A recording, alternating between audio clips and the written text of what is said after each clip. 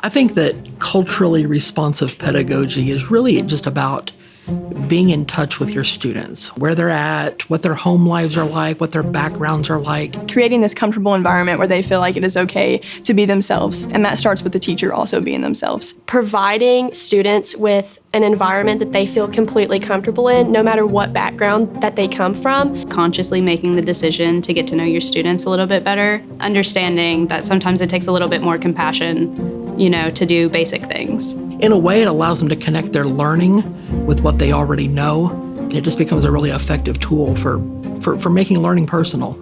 The VolsTeach for Appalachia project is a NSF grant that's in its 4th year. We are focusing on recruiting community college students to become math and science teachers here in East Tennessee, especially in Appalachia. Since this is our 4th year, we've had multiple cohorts, and we've been able to ask them focus group questions about how to improve the program, not only in VolsTeach for Appalachia, but also here at UT for VolsTeach. I think there has been improvement in the VFA program. We recently just had a speaker talk to us. She was a former teacher. She just talked to us about how she incorporated culturally responsive teaching into her classroom. I think every VolsTeach class I've ever been in has done a really adequate job of bringing in the ideas of equity and diversity, and whether it's through example of the instructor or whether it's the projects we work on, that we are always keeping that in mind, being mindful of, being inclusive of everyone. One thing I would appreciate to talk about would be disabilities.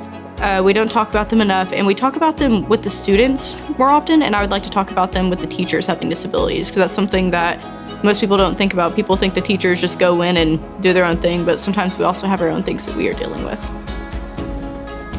So there's a question in education whether equity should be about having high expectations or the same expectations for your students. To me, it is having high expectations for your students, because that means that you believe that they can reach that standard, that they have that potential to get there. You want to push your students. You want them to all go past where they can go, but even higher than that, You want them to do as well as they can possibly do. As the teacher, if you see that a student can't meet those expectations, you can adjust from there. But I think starting with high expectations really motivates students at all levels to try extremely hard.